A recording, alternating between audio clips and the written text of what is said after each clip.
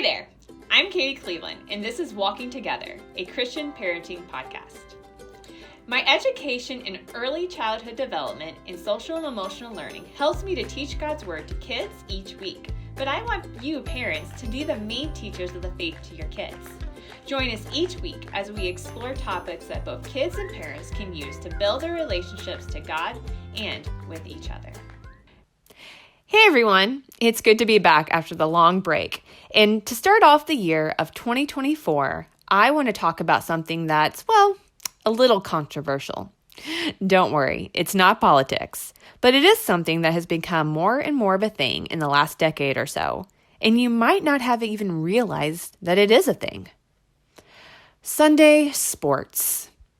I don't mean NFL football, but Sunday morning practices and games for your kids.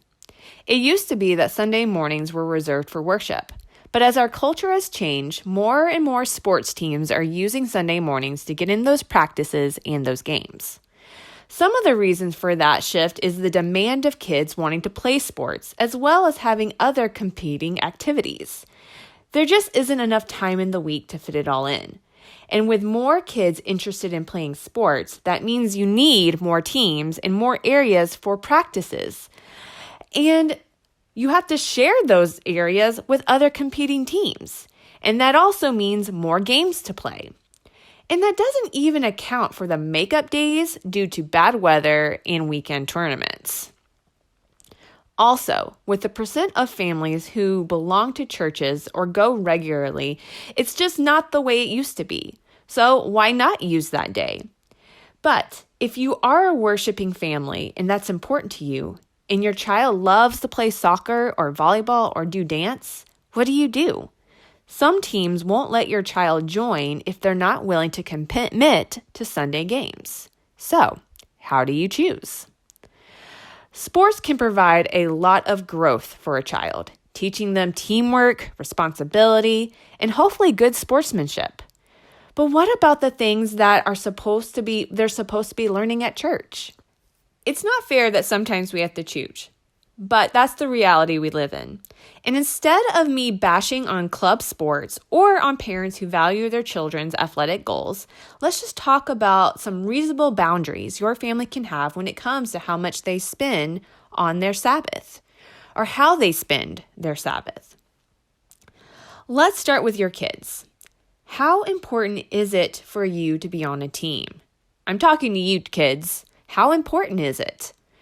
1 out of 10, what is the value to you? 1 being it's not that important at all, and 10 being I will die without this team.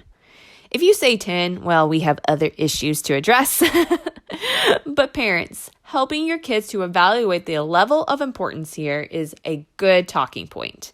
You don't want to crush their dreams of being a world-famous soccer star, but the reality is that many of us will not make it to professional sports.